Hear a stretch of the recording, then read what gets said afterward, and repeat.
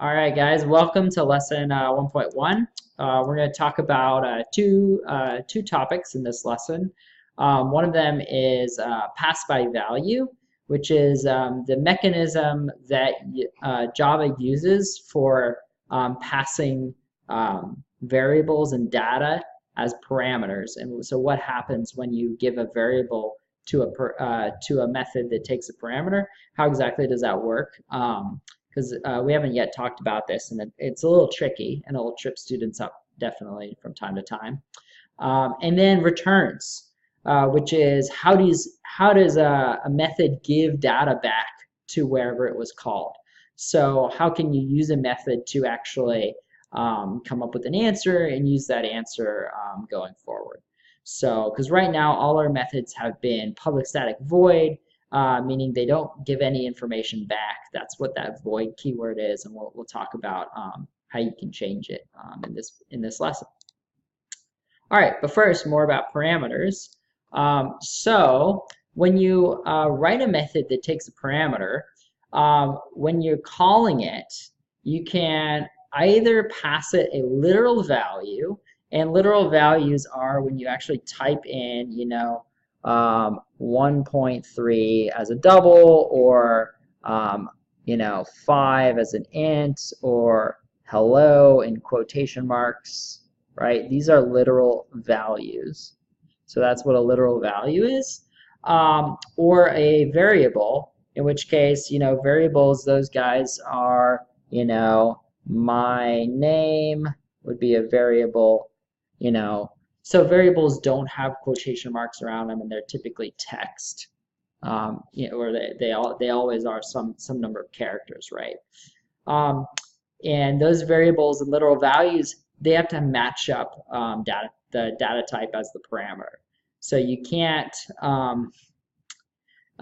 Well, it turns out if you were to put an int and then you were asking for a double, it just automatically promotes it to a double.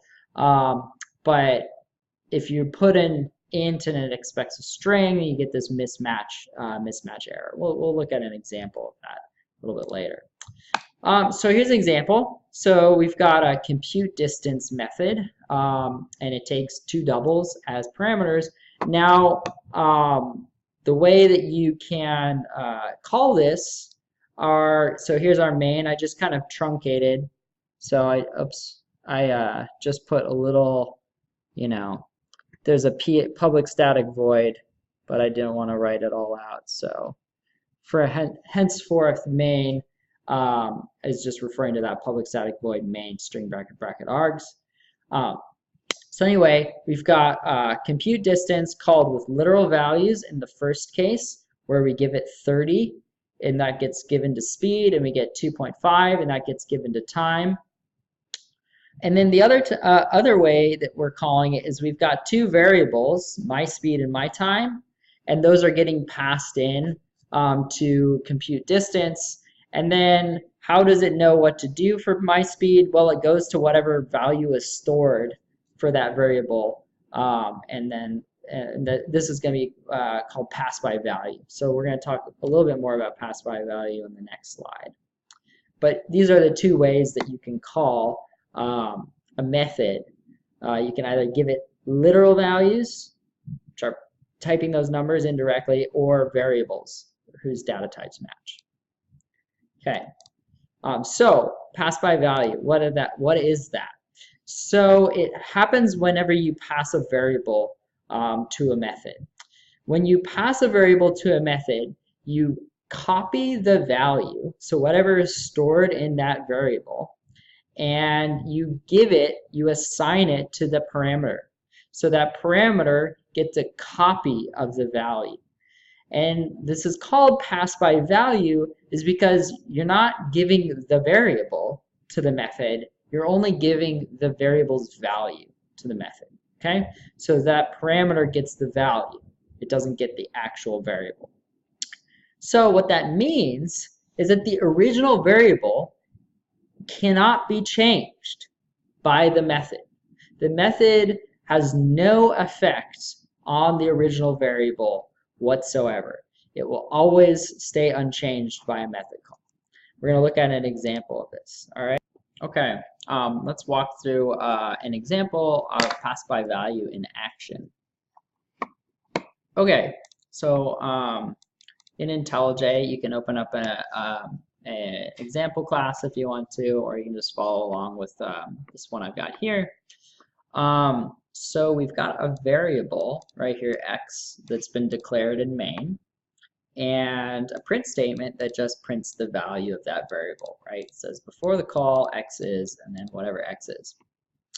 Then we've got our method down here, and the method is called double me, and it takes in a variable or a value, an integer x, or any integer, and it says multiply that number by 2 and then reassign it.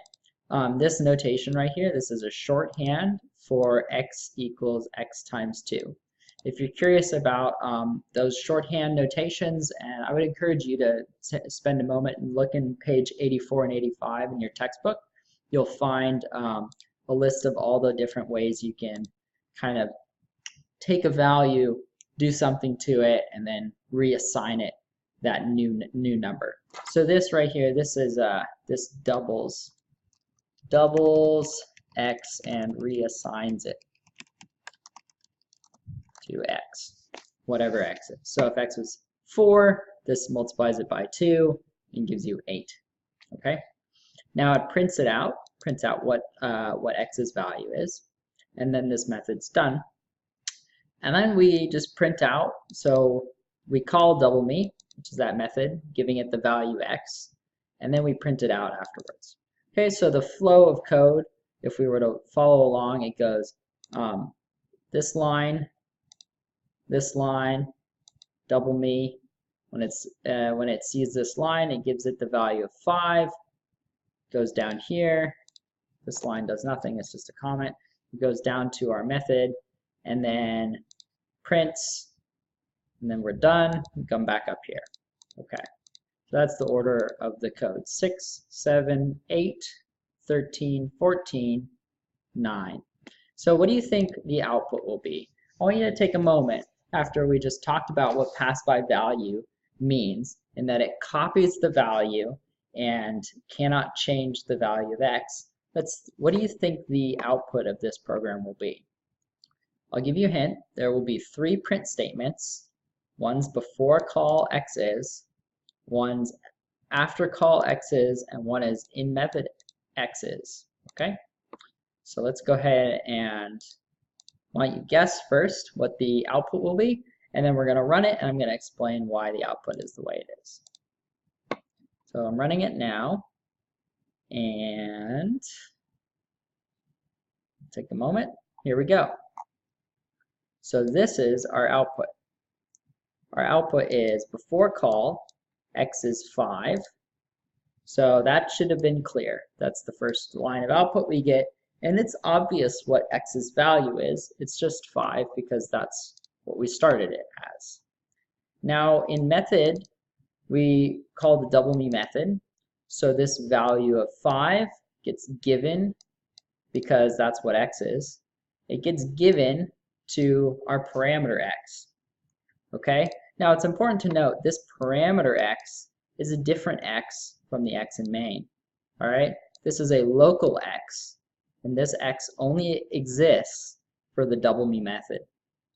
So this x is different from this x. All right? And so this says multiply x by 2 and then resave it and then print out its value. So that's why we get this line right here. In method x, we get 10. In method, x is 10. That's what we get. Okay, now we're done with double me. Okay, so this local variable ceases to exist. And so we come back. We still have a variable x. This x in main is still in scope, and it still has a value when we're on line 9. And so we're going to print out the value of x right there. So we're going to get, after call, x is 5. So you'll note that x was not changed at all by this method double me. All right? So this is very important. That 5 gets copied right here. So we're taking, when we call double me, We're going to go look and see what x is. We copy its value and then give it to the parameter. We just copy the value. So that's why it's passed by value. It doesn't affect this variable up here. Okay. So I want to show you a visualization for this last example where we have our variable x that's been declared in main. So here this box kind of represents the scope. This represents where x is or where our variables live and what their values are. So we have a variable in x, or excuse me, a variable named x in main, and it gets given the value 5. That's the very first line of code. And then we've got another method, another scope over here, different from the first one. And this other one is the scope for double me. So this is the method double me. Double me. And it also has a variable x separate from the first one. And when we call double me, we give it the value of x. What we're doing is we're giving it whatever is stored. So when we call double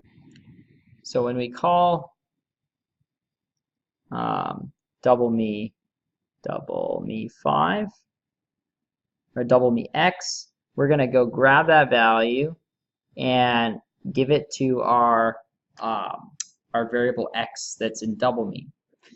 Then the next line is that we multiply x by 2 and reassign it. So x now gets the value of 10 in double me, remember. And then when double me is done, we just get rid of all of this information over here. So we're done with the double me call. This doesn't exist anymore. And so that x that was in double me is gone forever. And we just have the x that was in main once we come back to main. And its value has not been changed. It's still 5. Okay, so how do you actually change that value of x? We saw that the double me call did not affect the value. So you can use methods to change values of variables. And the only way to do that is to return some answer, to return something back to the caller and then change the value that way. So let's look at the syntax for how you have a method return something. So our syntax, first 2 keywords are still the same, public and then static, but now we get rid of the void. So this used to be void right here. Void would go there. Void just means nothing gets returned. And now, so void's gone. Now we just say the return type. So what's the data type? What kind of data are we giving back as our answer? Followed by a method name, followed by our list of parameters like we have before. So let's talk a little bit more about this return type. So what I have in angle brackets here, type is going to be some piece of some data type. It could be int, string. So this can be int, it can be string.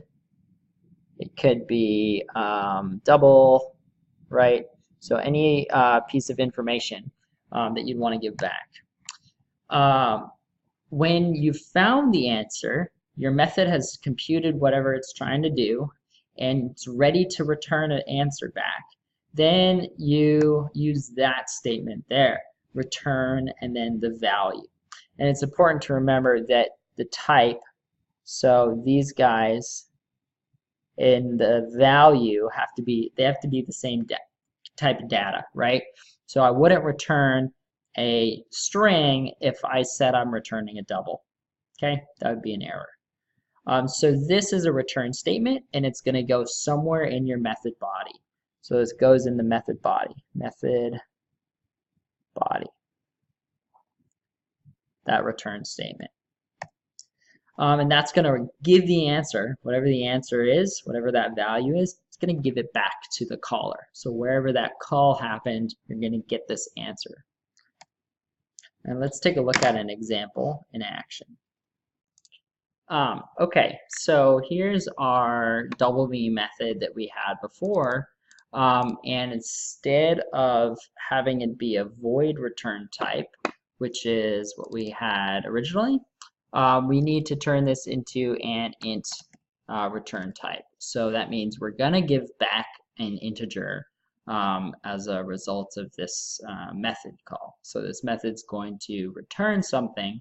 And if we take a look now, after changing void to int, if we look at this squiggly brace, it says it's missing a return statement. Now this is important. Whenever a method has a return type or is going to return something, it needs to say return. So, and that's because the call is always going to expect to return something. You would never write int if you didn't want it to return an integer. You would just use void, okay? So let's go ahead and return the answer to what x is after it's been doubled. So this doubles the value of x, and then this returns that value back. Okay, and so that's all the changes we need to make this double me method actually double the value of x. Okay. So a couple of specifics about methods that returns. If you specify return type, you always have to return data of the type. So you can't not return, and you can't return something different. So if it says an int, you can't return a string and vice versa. When a return statement is run, the method is going to stop execution, and nothing after the return, after you write that return line, is going to get run. So a return bounces out of that method back to wherever the call was. It's like hitting the curly brace at the end of a method's declaration. It's very similar to that. And so it's a programming error. It's a programming error to have statements after a return because those statements are unreachable. And the compiler is not actually going to even let you do it. It's going to give you an error to say, hey, you've written code that's never ever going to get run, so why the heck did you do it? It's an error to do that. IntelliJ is going to catch them, but when you handwrite code, you're going to have to catch your own unreachable statements. So let's take a look at an example of an unreachable statement. It's very easy to get one. We just add a line. For example, if I print out, this is unreachable, a print statement should always work, but now we can see it's highlighted red. This is an unreachable statement because once this return happens, this method stops and we come back to wherever the method was called in main. So this is unreachable and it won't let you build it. So it says, hey, I don't like it. Okay, so let's avoid unreachable statements. You'll probably run into these errors, though. Just know it's okay to have this error and know how to fix it. Don't have statements after a return. Things are going to get tricky though later when we get into conditional execution and returns as well. So, but for now, simply just put the last line in your method body, make that your return. Okay. So where does the answer go? Right, we return x. Where does that go where does the answer from that return end up going? And the answer to that is wherever the method is called. So the method is called somewhere in main or maybe in another method.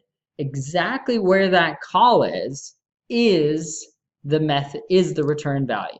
So the method call and the value of the return are one and the same. So let's go ahead and go back to example 2. I didn't run this yet, but let's run it and see what the output is. So remember, int x, print out what x is before the call double me, print out x after the call, and inside double me we print the value of what x is. So we're going to go ahead and run it. If you note, our output didn't change. It's still before call x is 5. We doubled it, but we didn't do anything with the return value. So this call right here, so this double me call is in fact 10. So it is the same as 10. You can replace it with 10 in this case in your mind. So if we need to change what x is, we have to change x's value. We've got to reassign it like so. We've got to say, okay, double me, go ahead and put your answer back into x. And so this puts the answer to double me, which is twice x, right? This is whatever x is times 2. Put the answer back into x and then print it. So this will fix our program so that we get the result we wanted, which is 5, 10, 10. So x is 10 in here. We return x, and then this is 10 right here, and it gets saved into x again. So x gets updated as we need it to.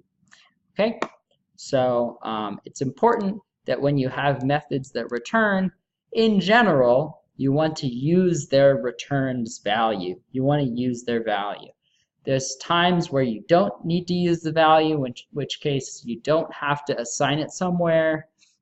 But most of the time, you'd want to use the return value. And you can also see that the return value of double me x right here. So if I were to not have this, if I were to print out the value of double me, this is equal to 10. So we're going to print out a 10 if we were to see this. So it's going to print, see, it's printing 10 right there. So that's where we print 10. Now it also prints something every time it gets called, which is why it says in method x. In method x is 10 twice. So that's why that's going on. Okay. In summary, methods can return one value and only one value. They can't return more than one thing. You specify the type that you want to return in the method header where void is. So instead of void, you're going to specify a type. Then you need to add a return statement to the method body when you know the answer. So wherever you want to finish your method, you're going to add a return statement. And then the method always stops when it hits the return statement. So there's no code will run after a return. And then the last thing is that the method call, wherever the call is the value of the return. So when you want to do something with the return, you've got to do something with the method call. Okay, the method call is the value. All right, it's kind of a lot. But returns are very powerful. They're, allow you to write code that once we've got built up parameters and returns, we're really starting to build code that has a lot of interesting functions to it. So we could build calculators, et cetera, just based off of these two things, parameters and returns. Okay, so here's a little test yourself. Just write a simple method called increment that takes an integer as a parameter and returns that number plus 1. So go ahead and pause the video, and then I'll show you the answer in a minute. Okay, so the answer to that would be public static int, because we're returning an integer, increment, and then it takes an integer as a parameter as well. So we have a parameter int, and then a return int, and then we're going to just have one simple line, return num plus 1. So what this does is it adds 1 to num and then returns that value. So that's would be the simplest way to do this. There's other ways you could do this, but I think this is fairly simple. All right, now go ahead and add user input so that it asks for a number, calls the method increment, and prints one more than their number. So you'd want them to say they type the number 5 in, you're going to call your increment method and print out the number 6. Okay, so go ahead and give that a try. I'll show you the answer in a minute. Oh, I forgot to say, don't modify your increment method. Okay, so here's our answer. I'll go ahead and just code it along with you if you haven't yet coded it. So here's our increment method, and we've got our scanner going in the main method. So we'll ask them for a number. Please enter a number.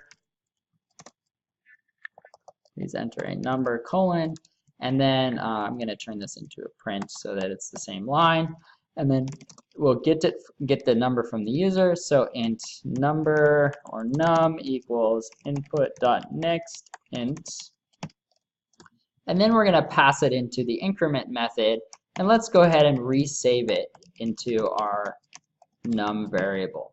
So this is going to pass whatever they type in into our increment method, which then adds 1 to it, and then this resaves it right there. So then we can print out their number plus 1. Your number plus 1 is num. I know, it's such a great program. It adds 1 to whatever the user types in. So let's go ahead and give this a runsies. So we're going to re-ask for a number. We're going to go ahead and enter 15. Your number plus 1 is 16. So num got incremented right here when we increment it, which means add 1, and then resave it.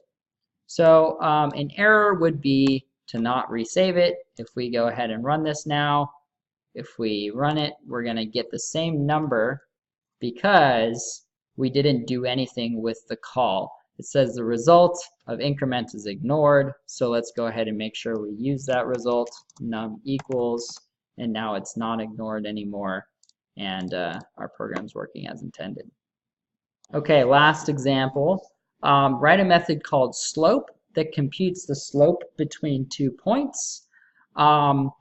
I want you to think about before we dive into this method. I did not give you any of the parameters, how many parameters there are, or the return type. I want you to think about it a little bit. Here's how you should approach this problem. You have to determine how many parameters you're going to need. You got to determine the type for each parameter. You need to determine what's the return type. Once you know those 3 pieces of information, you can write the method header. So you can write that public static blah blah blah line, okay? Then you use that information, so those parameters, and to write the method body. So I want you to think about it in a minute, and then go ahead and try determining the number of parameters you need. So you can pause the video, and then I'm going to show you all the answers to these in a moment. Okay, so let's go walk through each of these answers. So you have 2 points, so you might think I need 2 parameters. However, each point has an x and a y. So we've got x1, y1, x2, and y2, right? So that's going to be 4 parameters we need to know. And you also might say, well, what's our type for each parameter? If we were to make this into a general slope calculator, we'd want the type to be double, because maybe they're not whole numbers, it could be decimal numbers, decimal points. So we want our type to be double. So we've got parameters are 4, our type is double. What's the return type? Well, the slope isn't always a whole number, so our return type is also double, because the slope could be a half or something else. And then once we've got those 3, we can start writing the method body. Well, how would you calculate the slope? It's just y2 minus y1 divided by x2 minus x1, right? And so that's the only calculation we need to make. So we could just return this. That's our method. It's a fairly simple method. Let's go ahead and see what it actually looks like. So public static double, we're returning a double right here. That's the answer. We take in 4 doubles, 1, 2, 3, 4, x1, y1, x2, and y2, and then we'll return the change in y divided by the change in x, and that's the method. That's all it is. So you would call something like slope, 1, 2, and 0, 4, and that's going to be the slope. This is the slope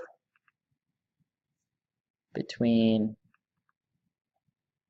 the points 1, 2 and 0, 4. Okay, that gives you the slope between those points. All right, so this is a little bit long video, but returns are pretty important, and we're going to practice with them tomorrow and the next several days, and they'll just keep kind of popping up again and again and again, similar to parameters throughout the year. So, all right, I'll see you guys in class.